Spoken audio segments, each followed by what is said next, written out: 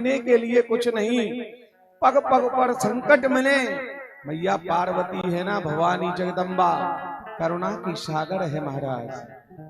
बाबा भोलेनाथ से कहा, बाबा दया करो, इनकी कुछ तो मदद करो। शंकर भगवान बोले, देवी मैं देना चाहता हूं, लेकिन इनके भाग्य में नहीं है तो मैं कहां से लाके दूं। भाग्य को नहीं बदल सकता।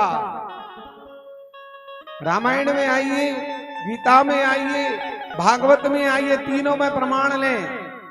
गीता जी कहती है, कर्मण्येवाधिकारस्तु मा फलेषु कदाचन। व्यक्ति कर्म का अधिकारी है, फल का अधिकारी भगवान है।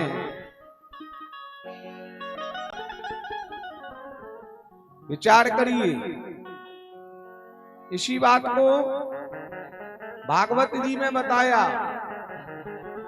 गहना कर्मणो गति, कर्म की गति गहन है। कर्म आपने किया, फल मिलेगा कि नहीं मिलेगा वो ये बैठा है बंसी वाला। विचार करिए, आपने बीज डाला, खाद डाला, तारबंदी कर दी, सारी व्यवस्थाएं कर दी, और भगवान ने ओले मार दिए तो सारी व्यवस्थाएं फैल हो गई, है कि नहीं? सुखदेव जी कहते हैं, दूसरा हुआ ये कर्तव्य। तीसरा रामचरितमानस कह रहा है, सकल पदार्थ है जग माई। सकल पदार्थ है जग माई। सकल पदार्थ है जग माई। सकल पदार्थ है जग माई। कर्महीन नर पावत नाही। कर्महीन नर पावत नाही। कर्महीन नर पावत नाही। कर्महीन नर पावत नाही। विचार करिए। भैया ने कहा तुम देना चाहते नहीं हो, वैसे ही कह रहे हो। भगवान शंकर ने कहा तो ठीक है। जिस नगर में वो बंधु परिवार रहता था, उसमें 5 सदस्य थे, पिता, माता, पत्नी, स्वयं और एक बेटा। आज भगवान ने सोने के सिक्कों का ढेर लगा दिया उनके मार्ग में, इनको मिल जाएंगे तो भला हो जाएगा। वो मार्ग में चले आ रहे हैं। छोटा नाती बोला, बाबा एक बात बताओ, जिनके नेत्र नहीं है वो कैसे चलते होंगे? हमने आज तक देखा ही नहीं। विचार करिए बंधुओं। बाबा बोले, अच्छा तो एक काम कर लाला, तू सबके नेत्रों पे पट्टी बांध दे। पट्टी बांध दी। अब तू नेत्र बंद कर लेगा? बोले हाँ कर लूंगा।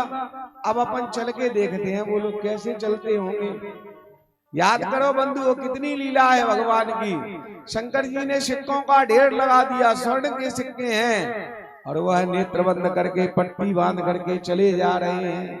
विचार करिए, भगवान कैलाश बहस रहे हैं, मैया की आंखों से आंसू बह रहे हैं। भोलेनाथ आप सत्य कहते हो, बताओ।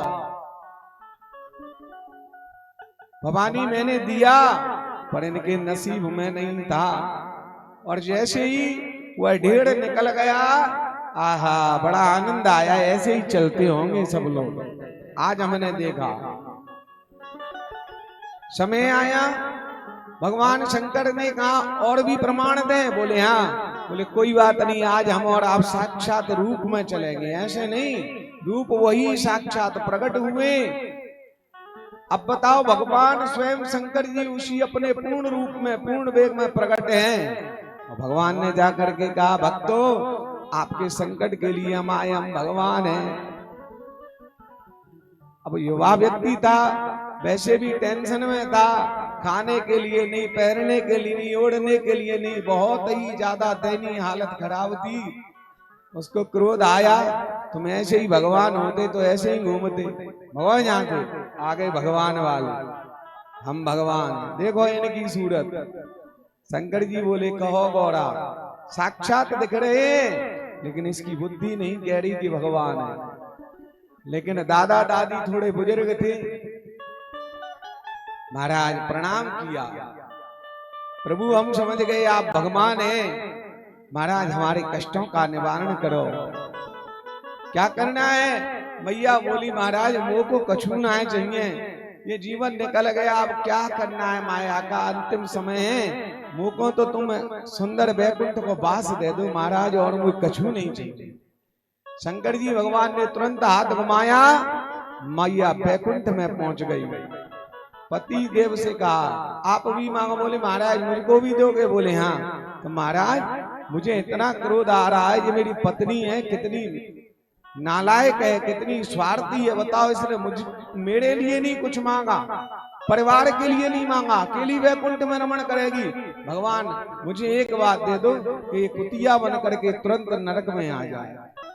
कुतिया बन करके वहां की वहीं आ गई, हृदय के कपाट खोले। अब कुतिया बन के आई, वहीं भौंकने लगी। अब उसका बेटा बोला महाराज आप मुझे भी देना चाहते हो, बोले हाँ तुमको भी देंगे, मांगो।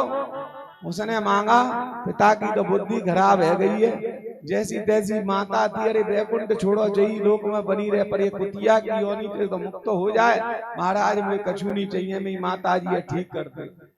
तो वैसे रूप में थे, उसी रूप में परिणत हो गई। अब विचार किए, भगवान आए, साक्षात कहा, और ऐसा नहीं कि मांगा नहीं, मांगा भी, लेकिन स्थिति वही रही जो थी वैसी की वैसी, परिवर्तन कुछ नहीं आ पाया। तालियां बजाओ तो जोर से बजाओ। इससे ज्यादा अधिक प्रमाण अगर आपको कहीं मिले तो हमें तो पता नहीं। मांगा भी, दिया भी, और परिवर्तन भी नहीं आया, जैसे के तैसे ही बने रहे। कहां गए?